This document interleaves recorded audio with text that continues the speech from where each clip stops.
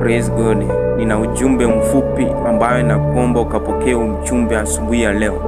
Katika maandiko Zaburi 153 mstari mdogo wa pili, maandiko yanasema ya kwamba toka juu mbinguni Mungu aliwachungulia wanadamu aone kama kuna mtu ambaye yuko na akili amtafutaye yeye. Nimetambua asubuhi ya kwamba Mungu anatafuta watu ambao wako na akili. Leo hii unapomtafuta Mungu, maandiko yanasema ya kwamba mtafuteni Mungu kwanza na mengine yatafuata. Bwana Yesu asifiwe. Maandiko yanatufundisha jambo moja, tukamtafute yeye ambaye yuko juu mbinguni, maana ameketi katika mbinguni, ametuangalia sisi, anachunguza, macho yake ametutazama sisi. Ninakuambia asubuhi ya leo, wakati ambapo unamtafuta Mungu, mtafute Mungu kwa juhudi zako, mtafute Mungu kwa akili yako, mtafute Mungu kwa neema yako, mtafute Mungu kwa upendo wako. Bwana Yesu asifiwe.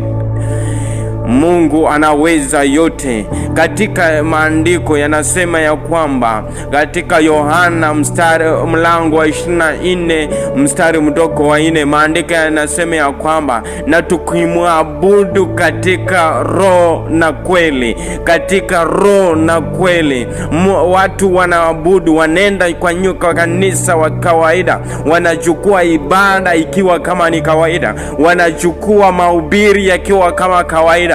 Wakati ambapo unachukua jambo lolote ambalo ama unafanya jambo lolote, inafaa ukalifanya katika roho na kweli. Unastahili ukalifanya katika roho na kweli. Maandiko yanatuhimiza asubuhi ya leo, wakati ambapo unaamuka kwenye division, wakati unaamuka kwenye kusali, maandiko yanasema ya kwamba usiombe tu, bali ukaombe katika roho na kweli. Wakati ambapo tunahubiri, tusihubiri tu. Wachungaji wengi wanahubiri neno la Mungu, lakini hawahubiri katika roho na kweli, hawahubiri katika roho na kweli. Ninakutangazia asubuhi ya leo, wakati ambapo unalihubiri neno la Mungu, inafaa ukalihubiri katika roho na kweli. Wakati ambapo unaomba, inafaa ukaombe kwa roho na kweli. Wakati ambapo unahubiri, wakati ambapo unaimba, inafaa ukaimbe kwa roho na kweli.